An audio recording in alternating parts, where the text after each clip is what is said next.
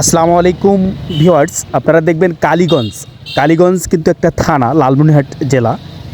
এই যে রোডটা দেখা যাচ্ছে, এই রোডটা হচ্ছে মেন রোড। এই রোড দিয়েই কিন্তু লালমনিরহাট টু পাটগ্রাম বুড়িমারি যে রোডটা, সেটা।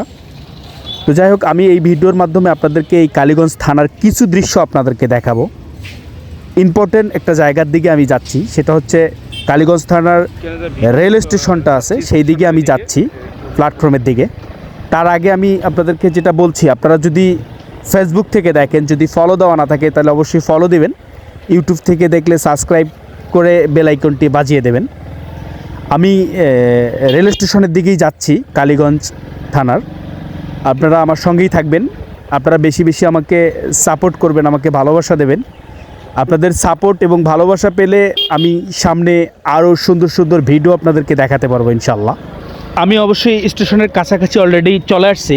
সামনেই কিন্তু কালীগঞ্জ রেল স্টেশন, প্ল্যাটফর্মের দিকে আমি যাচ্ছি। এখানে বিশাল বড় একটা মসজিদ, রেল লাইনের পাশেই। সামনেই যাচ্ছি, এই যে আমি কিন্তু উঠে গেছি, প্ল্যাটফর্মে উঠে গেছি। আমি যেখানে কিন্তু দাঁড়িয়ে আছি, এটা কিন্তু কালীগঞ্জ প্ল্যাটফর্ম।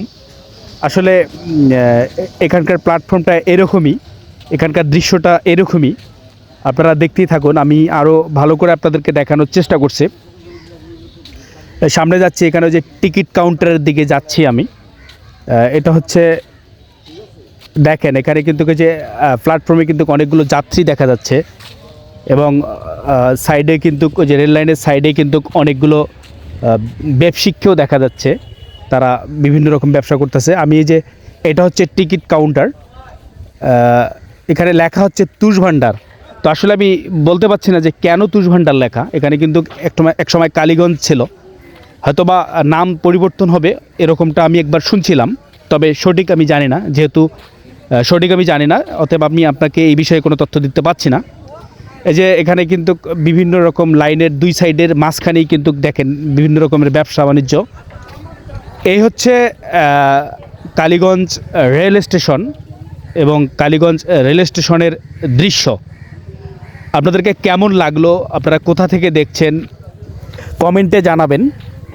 আমি কালীগঞ্জে যেহেতু চলে আসছি, তো ভাবলাম যে আজকে একটা ভিডিও করব এবং আপনাদেরকে কিছু দৃশ্য দেখাবো। তো মনে পড়ে গেল যে কালীগঞ্জের রেল স্টেশনটা আমি আপনাদেরকে দেখাবো, এই চিন্তা ভাবনায় এই রেল স্টেশনটা ভিডিও করা। তো আপনারা অবশ্যই আমার পাশে থাকবেন, আমি আশাবাদী। আর আপনাদের ভালোবাসায় আমি সিক্ত। আমার খুব ভালো লাগছে যে আমি এখন অনেক বেশি মানুষের কাছ থেকে ভালোবাসা পাচ্ছি। আর এভাবে যদি আমি ভালোবাসা পেতেই থাকি, তাহলে অবশ্যই আমি একদিন ফেসবুক থেকে, ইউটিউব থেকে সফল হতে পারবো ইনশাল্লাহ। আজ এই পর্যন্তই, খোদা হাফেজ।